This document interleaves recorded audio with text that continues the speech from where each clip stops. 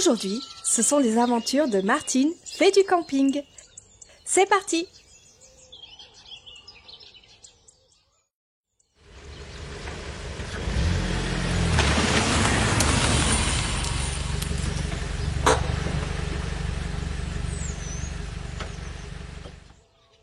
Le long de la grande route, une voiture vient de s'arrêter. C'est Martine et Jean qui s'en vont faire du camping avec leurs parents. On dirait qu'ils ont perdu leur chemin. Qui pourra les renseigner? Ah, voici un poteau indicateur.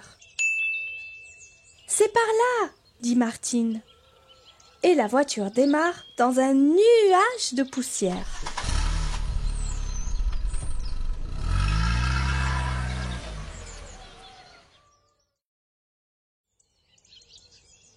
Bientôt, ils arrivent au village.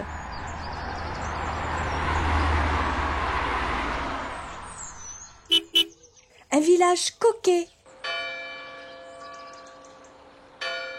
avec son église, son école, son auberge et ses maisons assises autour de la place. Justement, c'est le jour du marché. Voici Monsieur le maire qui vient vendre ses canards, le panier sous le bras, la pipe à la bouche. Il lève sa canne pour indiquer la route. Fleury-la-Rivière? Mais vous y êtes! Vous y êtes! Et le carré du Petit Bois? C'est là-bas, juste derrière la ferme blanche.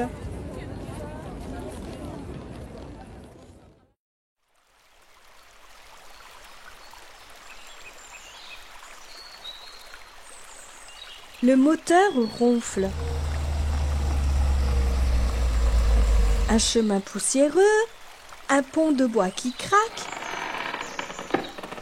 Et l'on est arrivé au carré du Petit Bois de Fleury-la-Rivière. Le papa de Martine range l'auto sous les arbres. On décharge les bagages.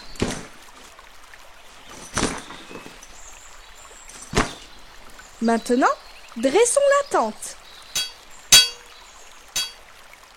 Les piquets s'enfoncent dans la terre. Les cordes se tendent. Oh, il fait chaud.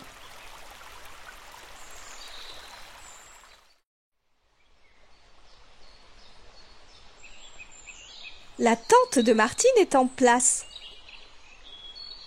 N'est-ce pas qu'elle est jolie?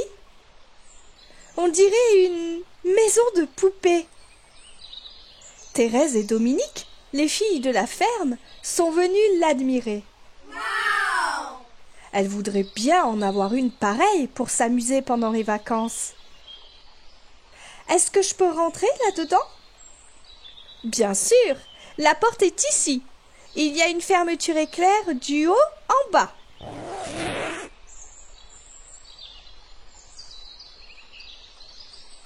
Et voilà notre matelas pneumatique. Tu en as de la chance, dit Thérèse. Nous autres, à la ferme, nous avons un lit de plumes. On a trop chaud. Alors on ne peut pas dormir et on raconte des histoires. Voulez-vous m'aider à ouvrir le parasol? Mais oui! Où va-t-on le mettre? Ici, près de la tente.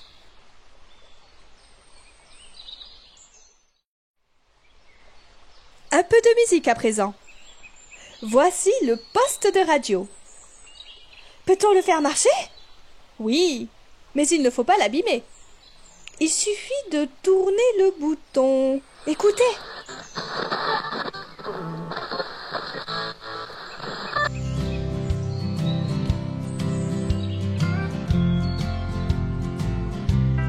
Et là, dit un merle en se posant sur une branche. Il y a de la musique par ici. Moi, je trouve ça drôle. Dans le Petit Bois, tous les oiseaux se taisent. Un lièvre occupé à grignoter une tige de pissenlit, lève le nez, dresse l'oreille.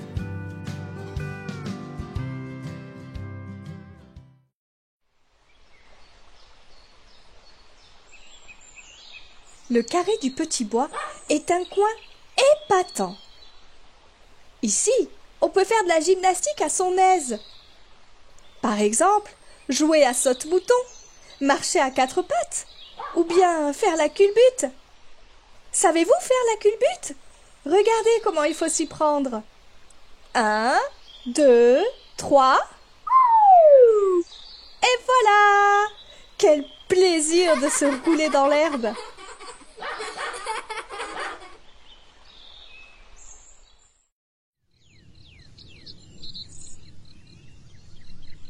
Martine préfère courir après les papillons à l'entrée du champ de blé. En voici un bleu! Un grenat avec des taches noires sur les ailes. Un jaune qui danse dans le soleil. Parfois, l'un d'eux se pose sur un bleuet. Martine s'approche doucement, doucement. Elle va l'attraper. Ah, trop tard, il s'est envolé.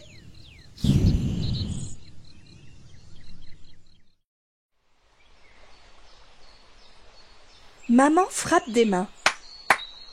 Nous allons préparer le dîner. Jean va chercher de l'eau à la fontaine dans sa cruche de plastique. Papa allume le réchaud. Martine étale la jolie nappe rouge, prépare les assiettes et les gobelets. Jamais elle n'a travaillé d'aussi bon cœur. C'est tellement amusant de pique-niquer.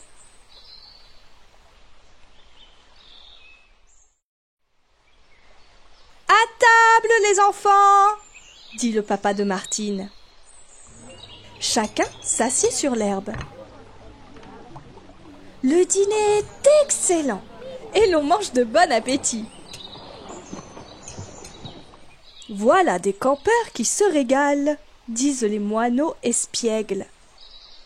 Allons-y voir. Peut-être qu'ils nous laisseront quelques miettes. Tiens, ce petit chien n'a pas l'air content du tout. Attendez qu'il s'en aille, dit le plus vieux de la bande. Il pourrait se fâcher.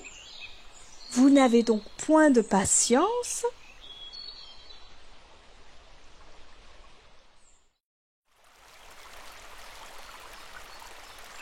Après le dîner, Martine et Jean vont pêcher à la rivière avec leur papa. Si vous saviez comme c'est reposant de se promener en barque au milieu des nénuphars.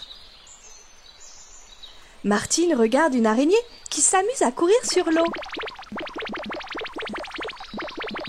Là, dans les roseaux, un poisson vient d'attraper une mouche.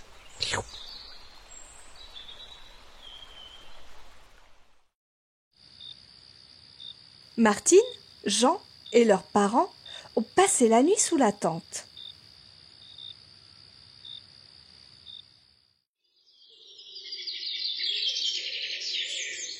Le lendemain matin, quand le soleil se lève, ils dorment encore tous les quatre. C'est l'heure où les oiseaux secouent leurs plumes. Ohé, les amis, il est temps de s'éveiller. C'est le coq de la ferme qui est perché sur la voiture. Et voici le petit veau qui voudrait bien savoir ce qu'il y a dans la tente.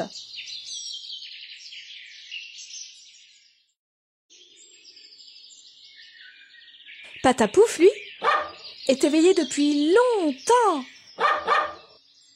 Pensez donc, quand on a des fourmis dans les pattes, ce petit air frais vous donne envie de gambader. L'herbe est toute luisante de rosée. Hep, là-bas, lapin! Où vas-tu si vite?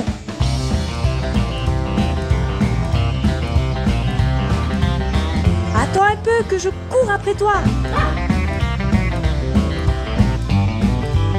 Je n'ai pas le temps. Il faut que j'aille déjeuner.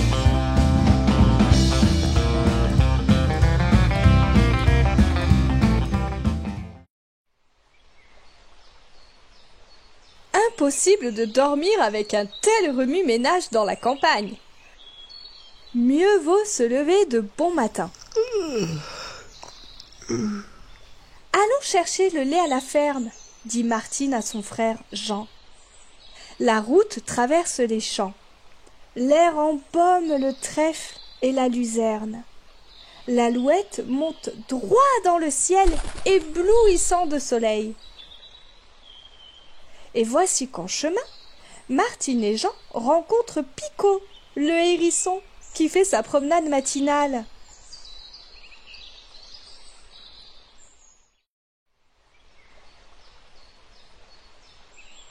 Au retour de la ferme, Martine et son frère font leur toilette au bord de la rivière. Thérèse les accompagne. Oh, que l'eau est froide! Je vais lessiver la robe de ma poupée, dit Martine. Je la mettrai à sécher au soleil. Voilà Patapouf dans l'eau. Heureusement, il nage comme un poisson. Oh là là, comme il nous éclabousse!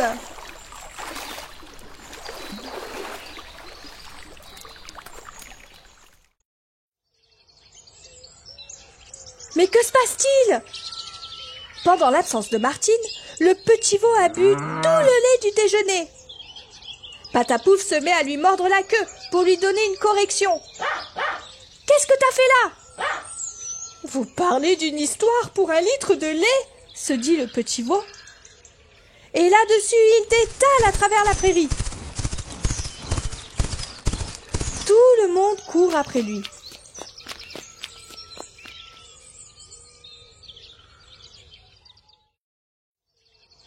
On le rattrape. On l'attache au bout du pré. Voici une corde, un pieu, un maillet. Maintenant, tu resteras tranquille, n'est-ce pas? Sinon, le fermier viendra te chercher et t'enfermera dans l'étable.